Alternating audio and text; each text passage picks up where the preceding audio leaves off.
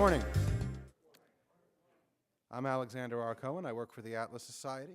And as many of you know, 2 days ago, I gave an introductory course on objectivism. This morning, it's my privilege to introduce my teacher for the intro course that I took back in 2004, William R. Thomas. The title of his talk is Economic Efficiency and Moral Values, and I really don't know anybody better suited to give such a talk. Will has taught and written quite a bit on objectivist morality, including a course on the virtues, and he is the co-author with David Kelly of The Logical Structure of Objectivism.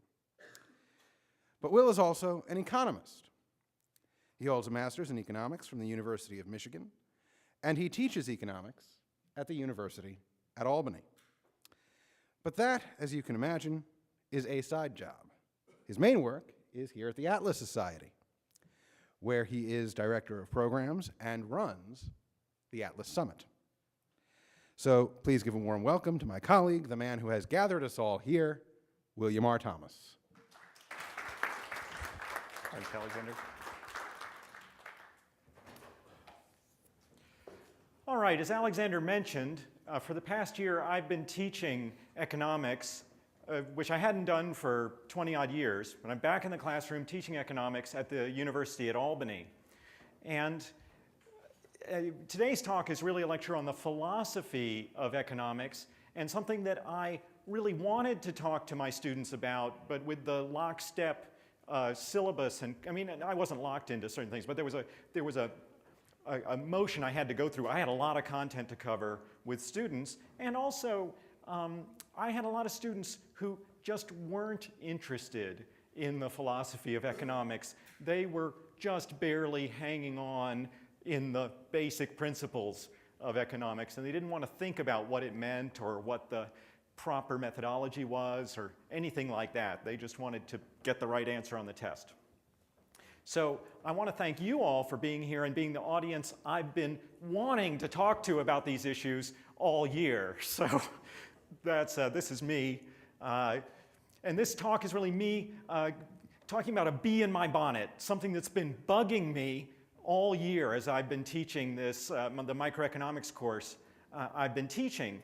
And the bee in my bonnet is the fact that most people who talk about economics and most economics textbooks set up a contrast or kind of dichotomy between the amoral efficiency of markets and the moral claims of fairness and equity.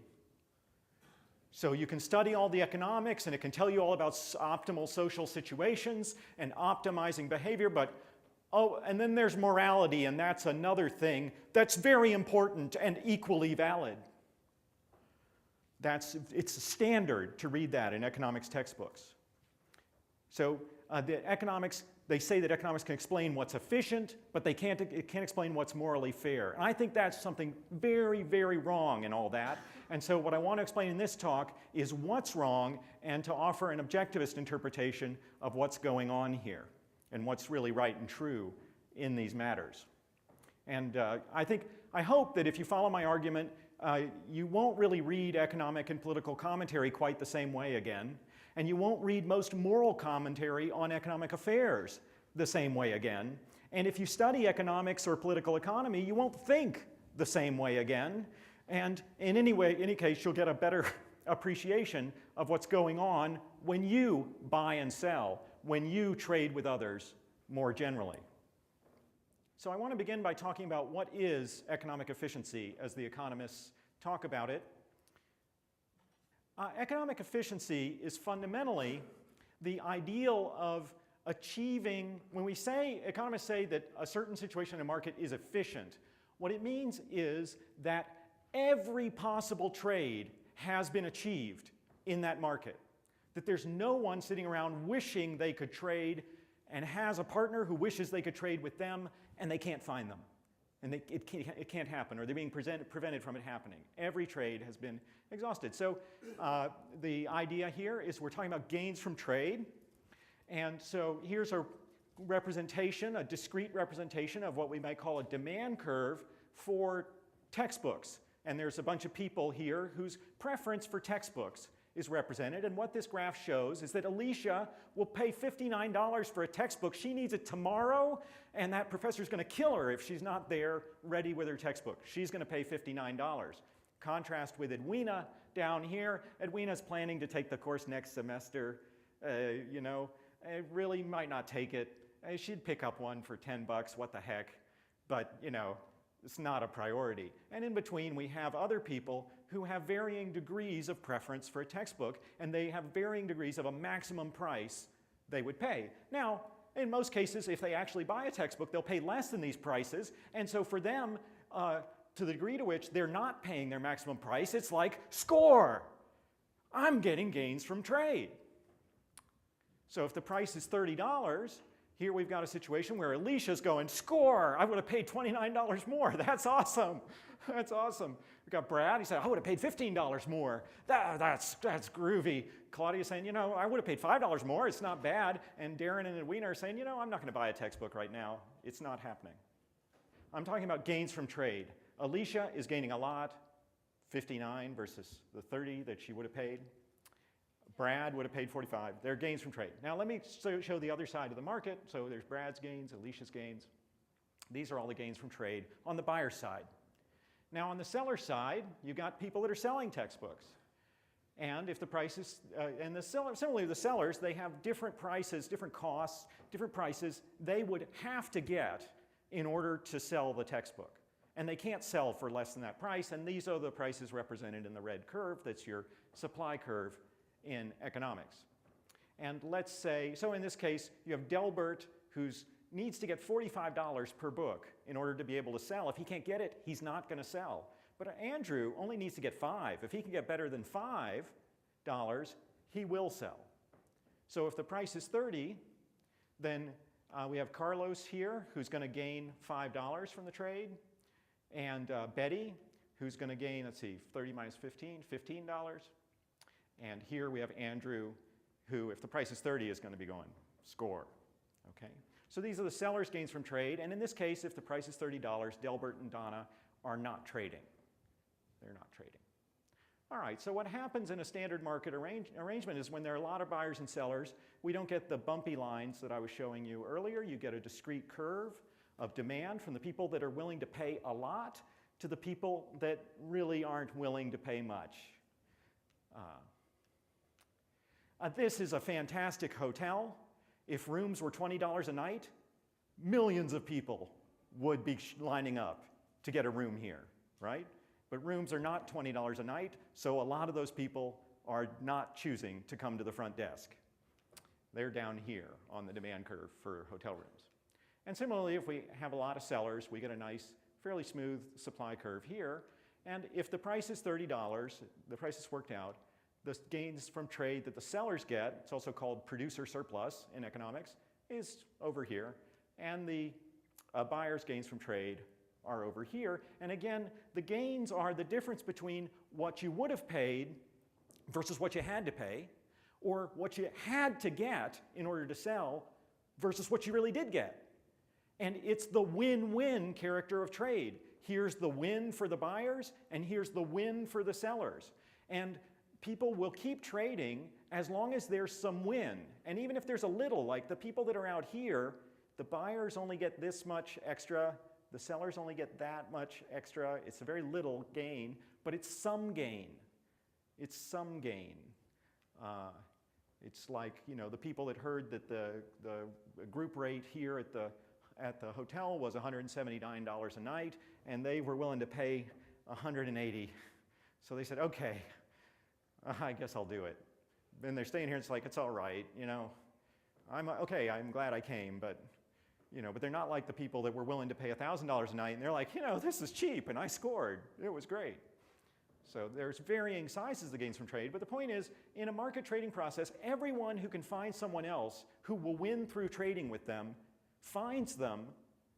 They'll try to find them, and if things are working right, they'll find them, and the gains from trade will be exhausted. All the gains from trade will be found, and this is what economists call an efficient situation. It's an efficient situation when we can't identify anyone represented in this market who would be willing to trade but can't. The people that are out here on the supply curve, their costs are too high. They can't find anyone who wants to deal with them. And the people down here, the people that want to come to the hotel for $20 a night, sorry, no one's providing hotels at that price. You can't find a trading partner. That's not a failure in the marketplace. That's reality. So here it's what we call an efficient situation because all the gains from trade have been found and exhausted. And a result of this, we're in a situation where all gains are realized. So every consumer who makes a purchase values the good more than every seller who makes a sale, or the seller with whom they make the sale, so that all transactions are mutually beneficial. And every potential buyer who doesn't make a purchase values the good less than every potential seller who doesn't make a sale, so that no beneficial transactions are missed. So all gains are realized and no gains are missed. So that's economic efficiency. It's that status. It's also known as Pareto optimality in objectivism, in economics. Whoa, that was interesting subconscious slip. No, and this is not objectivism yet. It's called Pareto optimality, named for a social thinker named Vilfredo Pareto, who actually had a bunch of wacky ideas too, but he had this great idea. And the great idea is that the fundamental criterion of social optimization is you look for a situation where no one can be made better off without making someone else worse off. If we go back to our graph, there's no way to make people better off in this situation without making someone else worse off. I mean, you could give lower prices to the buyers, but then that would rip off the sellers. In this case, you could give higher prices to the sellers, but that would rip off the buyers. You could give some subsidy to give stuff to these people, these people down here, special hotel room coupon, $200 off every night, but someone's got to pay for that, and they're being made worse off. So no one can be made better off without making someone else worse off. That's what economic efficiency as a standard is. That's what Pareto optimality is. And when we say something's more efficient in economic terms, we mean that some people can be made better off without making other people worse off. So if something's more efficient, some people can be made better off without making some people worse off. And so, just noting, economic efficiency doesn't mean fuel efficiency. It doesn't mean, say, using little gasoline. It doesn't, because it really depends on the benefits of using fuel. And it depends on how much you value the uses of fuel, and there could be an economically efficient use of a lot of fuel, and there could be, airplanes use a lot of fuel, but lots of people choose to fly in them at prices that pay for them most of the time. The airlines go bankrupt a lot, but that's another issue.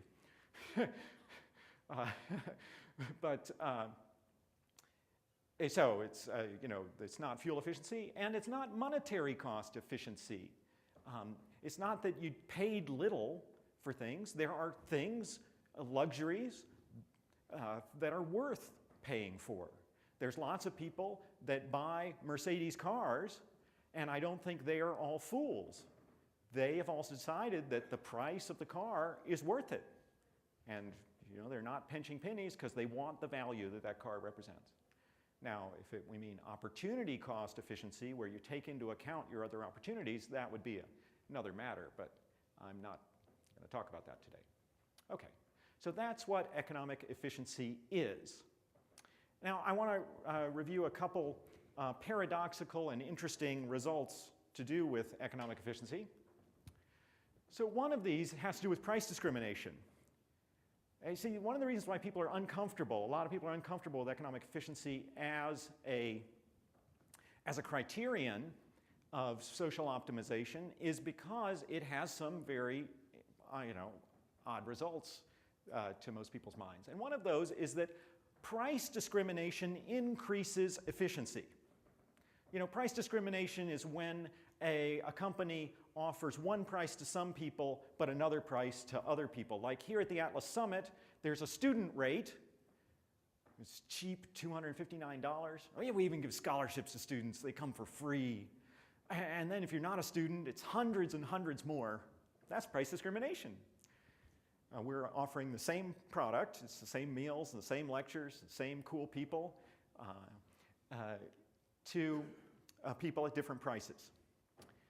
And airlines do this. You know, there's like the business rate, and then there's the tourist rate. You know, I fly Southwest a lot, and they're willing to sell me a ticket down to Washington for $50. But hey, if I'm willing to pay $300, they're there. They're willing.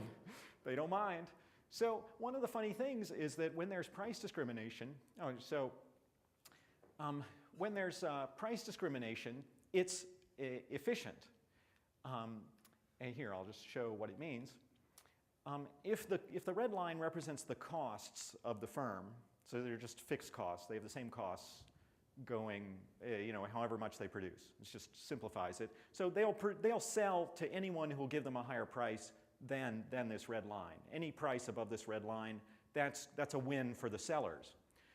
The blue line represents the demand. These people are willing to trade as long as they get a price that's, you know, at least no higher than this blue line. They're still they're better off trading than not trading, so they will win. But if the firm can price discriminate, so it charges everyone exactly their blue line price, what's called their reservation price in economics, if they can charge them exactly that, if they can price discriminate really perfectly and break down the market so that we find out from everyone what they would really pay. Hey, would you pay $10,000 to come to this summit? Oh wait, you're already a trustee of the Atlas Society and we appreciate it, thanks. But you know, we would go on to all the people, we go to the students, you know, how about if I just, if you're applying for a student scholarship, how about if I just gave you a 3/4 scholarship? Would you still come? See, that would be like perfect price discrimination. In any case, if you had perfect price discrimination, it would be efficient. It would be efficient because although the producers they'd get all of this, they get all of that, and the buyers would just get the little marginal benefit of buying the product, or just a little. All the gains from trade would be exhausted. It's just that they would all go to the producers, which, as an objectivist, I can't object to. But so a lot of people find that paradoxical and makes them uncomfortable. So, you know, they want to think that it's wrong of the airlines to set 2 or 3 or 4 prices for the same seats in the same airplane flight. But the economists say, you know, when they do that, they're actually probably making the market more efficient.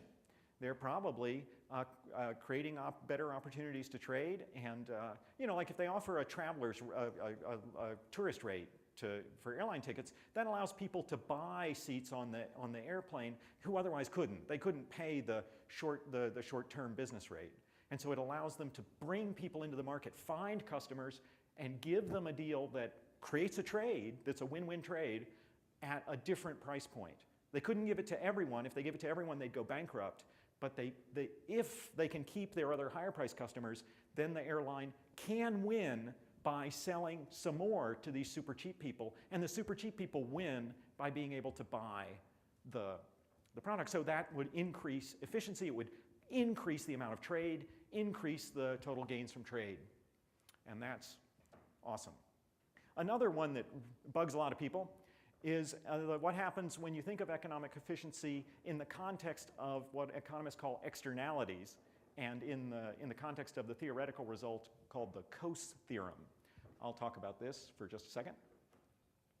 So, an externality.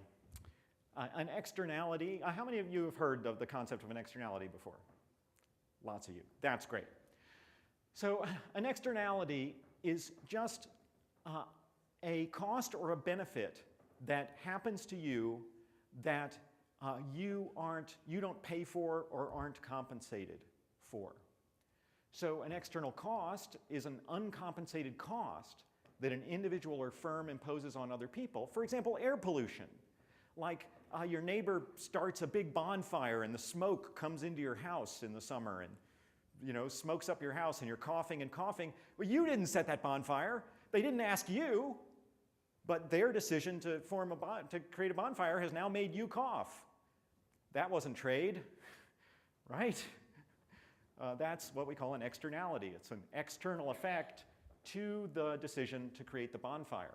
Another example is, you know, if you have a messy neighbor and they have a messy yard, and you're like, oh, that's ugly. It just bugs me every time I walk by there. But it's not your yard. They didn't consult you when they didn't clean it up, but it's affecting you. It's making you unhappy. Raucous off-key instrument practice nearby. Actually, a bunch of us and the scholarship students were staying over the George Washington University dorms on Wednesday night before the student program, and George Washington University was having student initiation.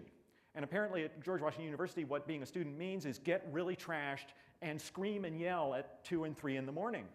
And they ran through the halls, even up on the 7th floor. They're running around in the halls going,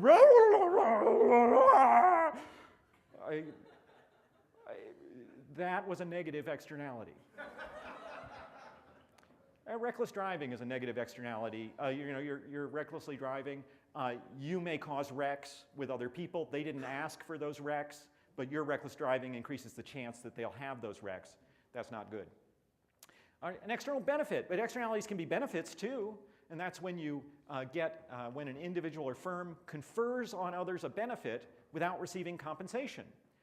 So for instance, if you own a store and then a complementary store that sells a complementary product to your product opens next door to you, customers are going to come to that store who never thought of your store, and then they're going to go, hey, we'll do business. Aaron Day was saying in his annual report that he'd never heard of the Atlas Society, but the Atlas Shrugged movie came out, and he was Googling about it, and then he saw a review that David Kelly had written, and he found the Atlas Society. And then he saw our ad that said, we're looking for a CEO. He applied, and he's awesome.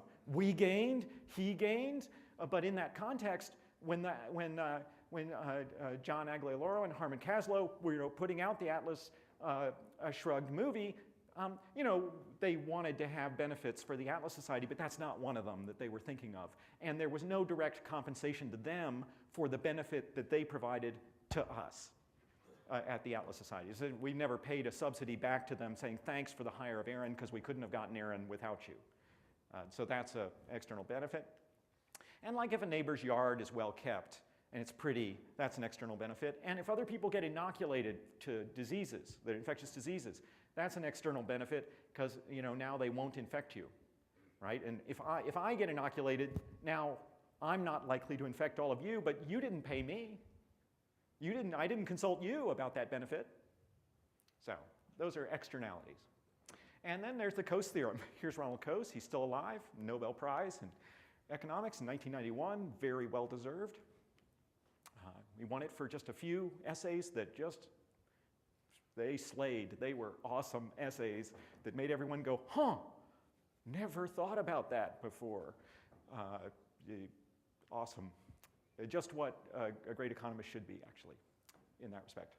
And in his essay, The Problem of Social Cost, which is one of those essays that made everyone go, huh, he pointed out that if transaction costs are negligible and if property rights are clear and you have a free market, externalities can be addressed efficiently through private action.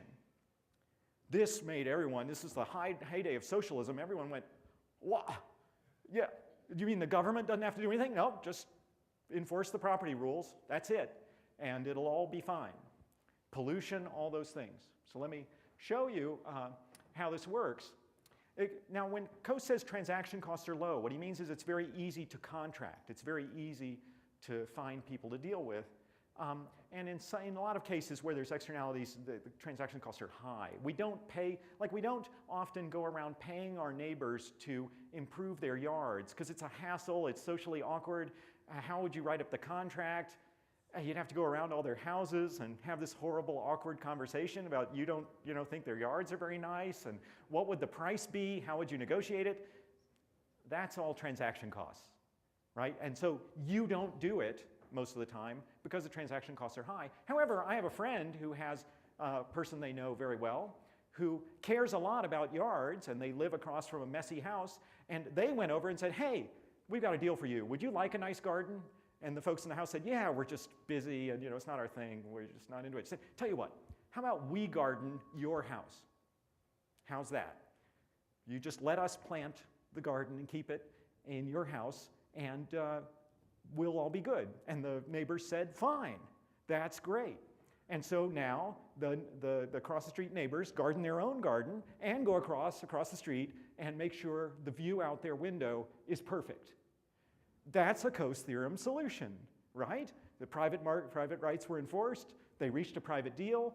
They've solved the externality problem of the view that the folks were experiencing, and the people that are getting the positive externality of the beautiful view are paying for it. That's a Coase theorem solution.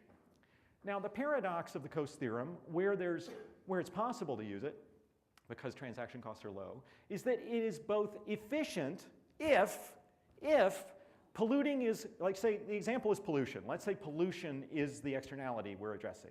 There's a factory like this one right here that's spewing lots of smoke that's bothering a lot of people, okay? The Coase theorem says it's efficient if polluting is completely illegal, even a little bit. That's the law.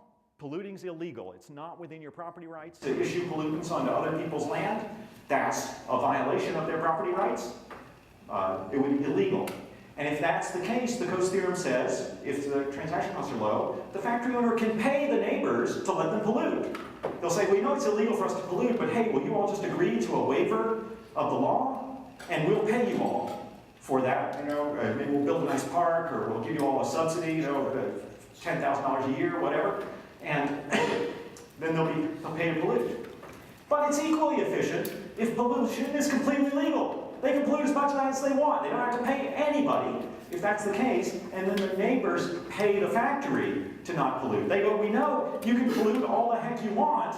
We know you can, but here's $1 million that says we'd rather you didn't. The price of the pollution is the same, but who gets most of the monetary gains is different, right? If polluting is illegal, then the neighbors are going to get compensated for the costs. But here, if polluting is legal, the neighbors are going to pay the firm, right? So the firm would rather maybe have polluting be legal in this circumstance. They'd gain more from the trade. In the other case, the neighbors would prefer that polluting was completely illegal, right? Which starts to explain some of how our democratic politics works out. But either case, there's nothing to choose between them in terms of efficiency. Either case is efficient. The price for pollution will be such that there'll be no one who could gain from polluting more who's not paying for it or being compensated. There's no one who's being harmed by pollution who really is harmed enough to pay for the cost of getting rid of it. So there's no one who could be made better off in either of those circumstances without making someone else worse off. So that's a paradox of efficiency. Okay, so I want to move on to talk about criticisms of market efficiency that we hear. And first about the equity versus efficiency claim. So the textbook I was using at the University of Albany, the department chose the textbook. I didn't, and no, I wouldn't have taught if I examined it. I wouldn't taught if I thought it was a bad textbook, in balance. I mean, textbooks have their strengths and minuses. Perhaps I wouldn't have chosen this textbook, but it's okay. It's Paul Krugman and Robin Wells, Economics, and Krugman is he was called Ellsworth Toohey at our Atlas Summit last year for his opinion columns that he writes, and he often promotes statist policies in his opinion columns. He's also a Nobel laureate in economics. And this is what they write in their textbook. They say, policies that promote equity often come at the cost of decreased efficiency. And policies that promote efficiency often result in decreased equity. So it's important to realize that a society's choice to sacrifice some efficiency for equity, however it defines equity, is a valid one. So this is the standard contrast I was ranting about right at the beginning of the talk. It's the contrast of equity and efficiency. And you'll see it in practically every economics textbook that you read. It's tossed around in discussions of economics all the time that economists can tell you about equity. I can tell you about efficiency, but they can't tell you about equity.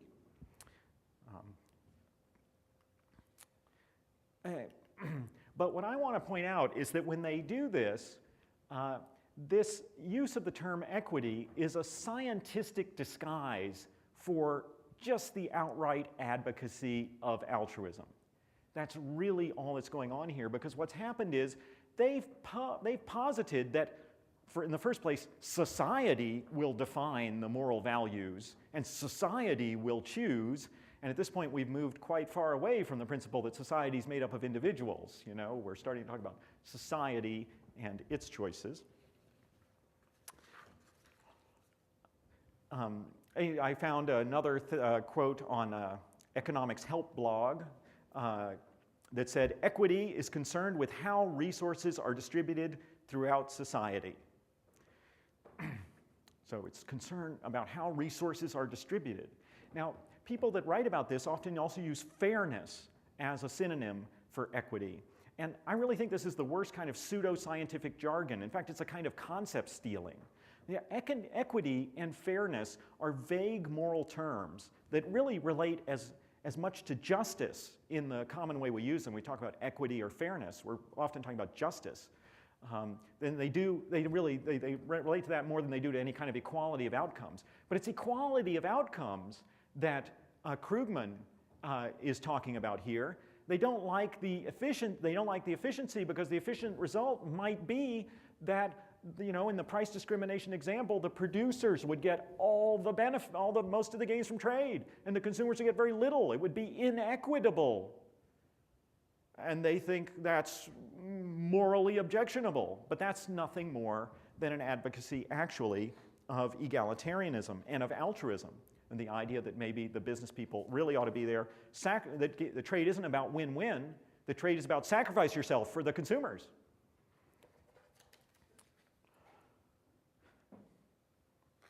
So this is really the worst kind of scientistic junk. And I think really what's odd is that when they pose this, the economics textbooks don't point out that there are all kinds of moral values that people use to bash economic efficiency and to bash the free market. And there's the egalitarianism that's behind this equity versus efficiency talk that holds, you know, that we must have equality of outcome all the time. But another big one is sacredness. Sacredness. For various reasons of sacredness, people object, and governments object to the use of the market to do activities.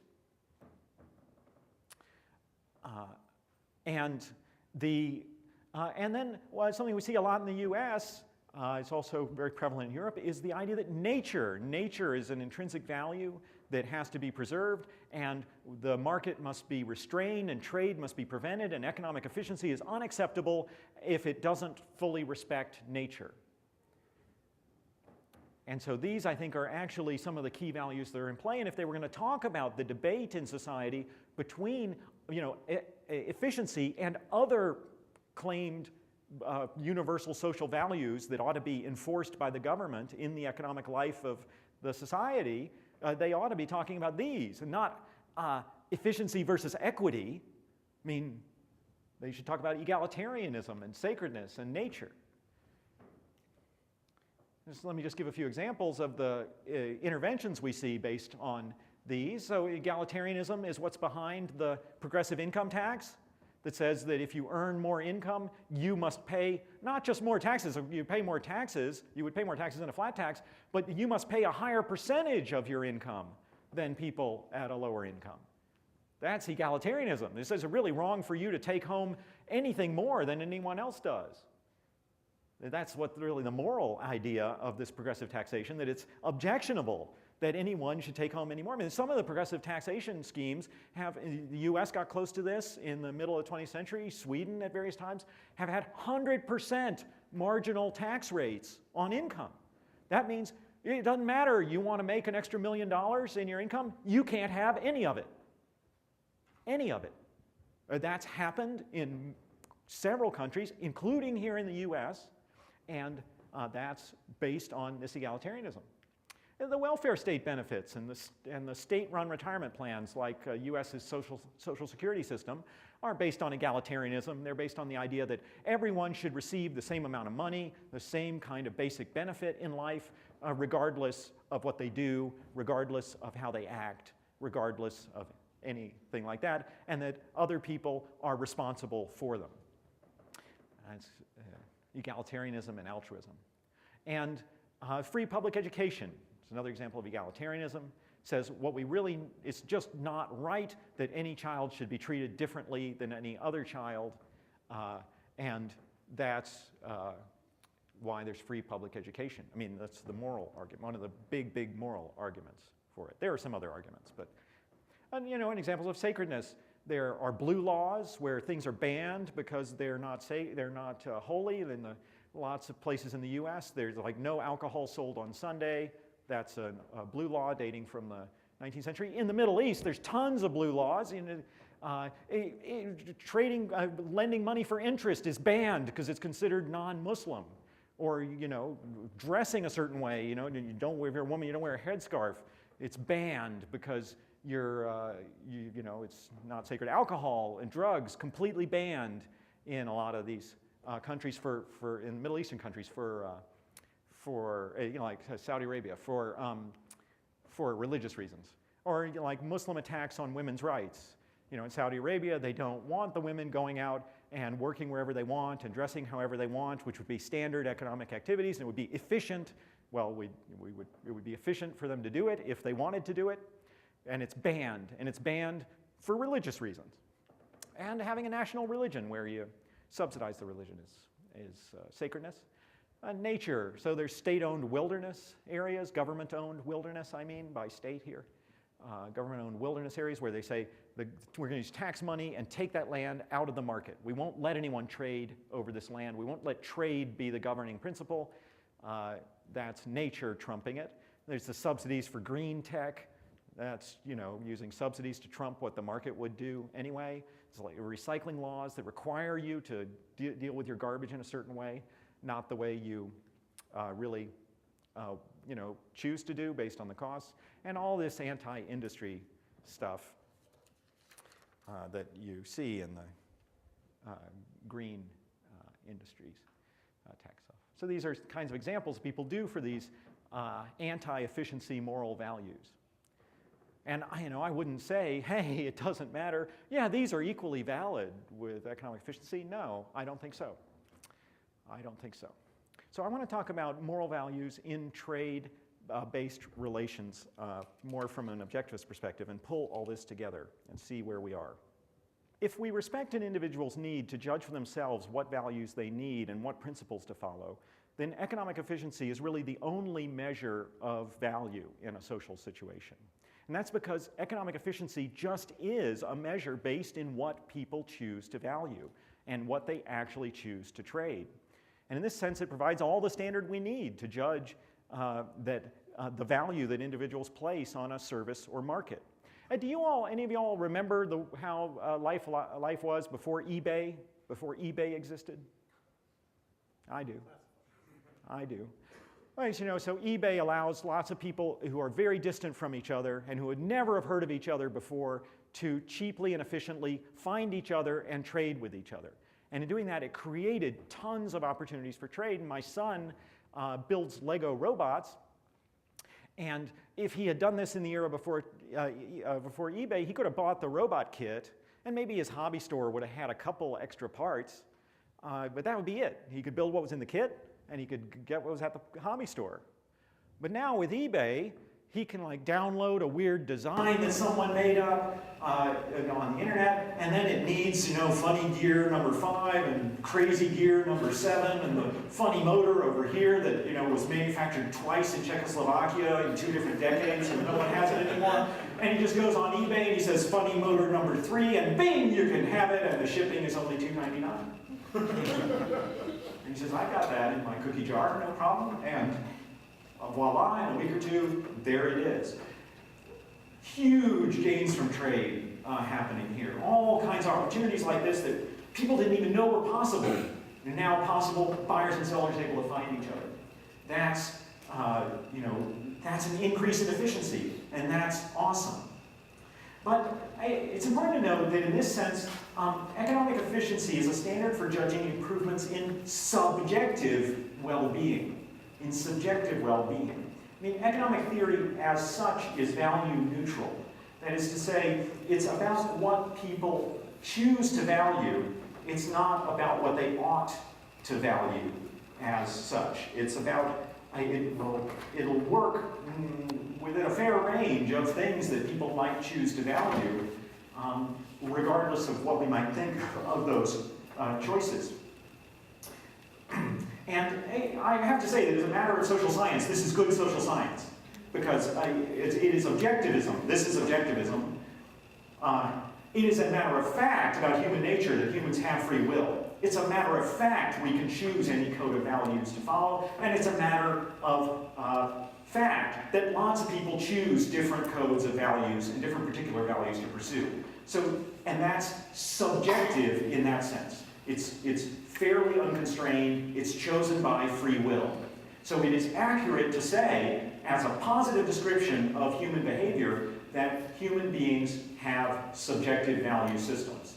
But however, objectivism is not a subjective value theory of normative ethics. And it doesn't hold that anything you choose to value is therefore objectively good. Instead, it holds that objective value depends on the net benefit to one's life. So for instance, suppose you knew someone who was destroying himself financially and physically by gambling and compulsive shopping and overeating and slacking off at work. Now, it's not possible to criticize those choices on subjective value grounds. So if there were some internal inconsistency among those values, unless, suppose there was some internal inconsistency in those values, then you could criticize them. But on subjective value grounds, those are subjective values, and it would be economically efficient for that guy to go gamble a lot, and for the gambling hall to, offer him a chance. And it would be economically efficient for people to sell him all the food that he overeats and the drugs that he buys. It would be economically efficient for them to do it. But an objectivist would really be uncomfortable with saying that's really optimal, that's really the best kind of behavior, and it's not the best kind of behavior. So an objectivist has a couple different things to say about this kind of situation. First, why should I care? If you know somebody who's like this person, you say, why should I care? Objectivism doesn't hold you responsible. It's not an altruist social theory. It doesn't hold you responsible for doing for taking care of those people. But nevertheless, suppose you did care about that person, then objectivism says, of course it's possible to criticize a lifestyle that's based on short-term gratification at the expense of health and long-term survival and happiness. So I think we can envision, as objectivists, a kind of social science based in the objective conception of value.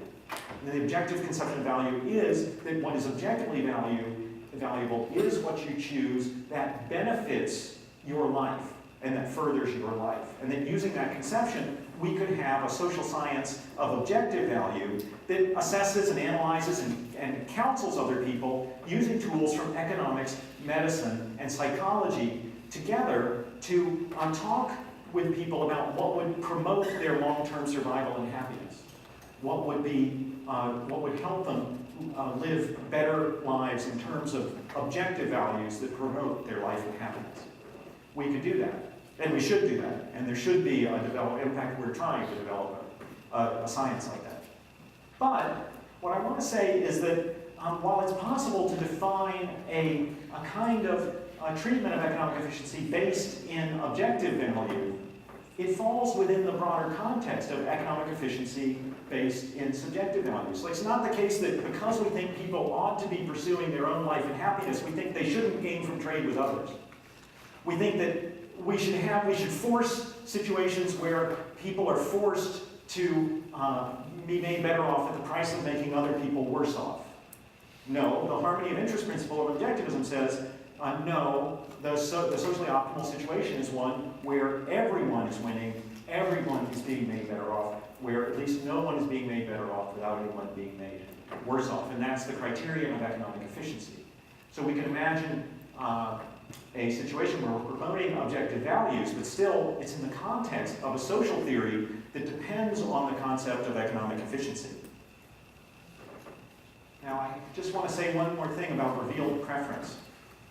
In individualist social science, there's the principle of revealed preference. And revealed preference means that we don't ask people what they value. We look at their behavior and judge what they value based on what they do, based on what they really do. And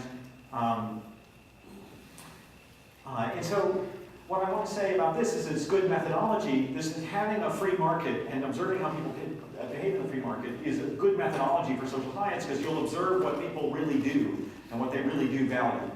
And earlier I was talking about the three big anti-market values, the sacredness and the egalitarianism and the nature value that people use to bash the free market. And of course all of these are out of court on objectivist grounds because they're anti-life. But that's one thing. But it's not also another thing to point out that when people use these to force legislation in their favor and ignoring the context of trade, they're really trying to evade paying the costs of promoting their own values in society. They're actually revealing that they don't value those things very much, right? If the Saudis really valued having women wear headscarves, they would let women do whatever they want and then say, we'll pay you $1 million not to, to wear the hairscarf. But they don't want to do that. It's much easier to just force everyone at the point of a gun. So I think in this context, fundamentally, the standard, the contrast between economic efficiency and equity that we see in textbooks is bogus. And in fact, efficiency and showing gains from trade is a basic conception for showing that any social improvement has taken place. And this is true in business. It's where, in business one looks for a profit and for customers to prove that one has a value to offer. And that's looking for an increase in economic efficiency. It's looking for gains from trade. It's true in moral and political theory, which has to take individual choice in a free context as the locus of value. It's true in psychology and medicine, where the individual life and the individual mind is where the changes are made, so that free will is baked in there. The choice is baked in there. And of course, it's true in economics. We should stop apologizing for economic efficiency. In fact, when economics allow for social values outside of efficiency, they're promoting the sanction of the victim. They're giving up the moral ground for the immoral. They're telling all their students that that's what they ought to do. They're telling their students that, yes, when this concept is attacked as immoral, that's completely right, and I can't object. And you shouldn't object either. That's promoting sanction of the victim. And they're authorizing the immoral people, that is those who hate trade, to attack the moral, and that is the people who live by trade. And in fact, economic efficiency is a necessary condition for any social improvement. It's not eliminable. And we can't have justice without the free market. We can't measure social improvements except in the context of gains from trade that people reveal in the free market. And so no one should ever apologize for economic efficiency. In a just society, there is nothing else but gains from individual trade. Thank you.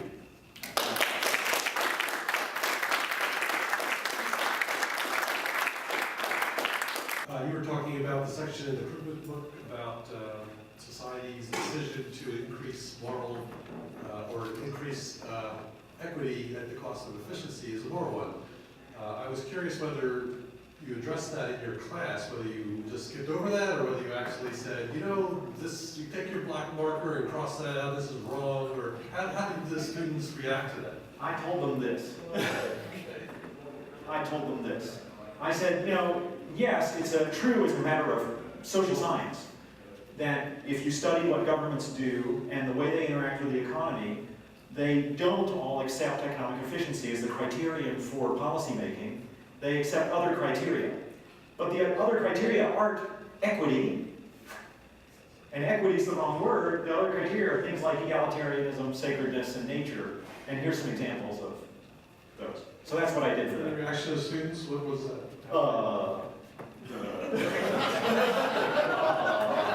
Is that going to be on the exam? And the answer is no. Yeah, that's not on the exam because my class is microeconomics, and that's really a little segue into political theory and political science for me. No, I want to understand if subjectivity plays a role in objectivity, or if I'm getting it all Okay. wrong. Right. So in the objectivist theory of value, I don't have a slide for this here, but when Ayn Rand discusses the objectivist theory of value, she distinguishes between the subjective, the intrinsic, and the objective. And different moral theories you hear will be different, vary among these, and very few are objective in the sense that she means. A few come close. So, like Aristotle's pretty close in some interpretations, but in any case, maybe some, anyway, I don't want to get into that. But so there'll be intrinsic things like people say, nature, you must always act for the sake of nature, and nature is the good thing, and you must always act for that. And it is a moral goal that's outside of yourself. And then there are subjective moral values that are like, I want to pursue pleasure, all the time pleasure, and whatever I feel is pleasurable, I should pursue, and the good thing for me to pursue is whatever I feel is pleasurable, right? And the objective theory says that what is valuable for you as a living organism is what benefits your life. In the human context, that means your life and your happiness because of the nature of the role that emotions play in our organism. So that when we speak of life in the human context, we're talking about life and happiness, really, at the same time. You have another aspect of human beings is that we have free will. So human beings are fundamentally capable of subjectively choosing any moral system they want. So that in the objective theory, also the free will is essential to the human living pattern, because humans live by the use of reason, which is with free will, and so that human choice and human identification of values with the conscious mind is necessary for having values. And so in the objective theory, people choose, and if you want to say they choose objectively based on what the facts actually are. So objective value involves choice, but based on the facts. And unfortunately, that's got to be my last question. I'm sorry. Catch me afterwards, and email me if you need anything. Thank you all very much. Thanks for attending.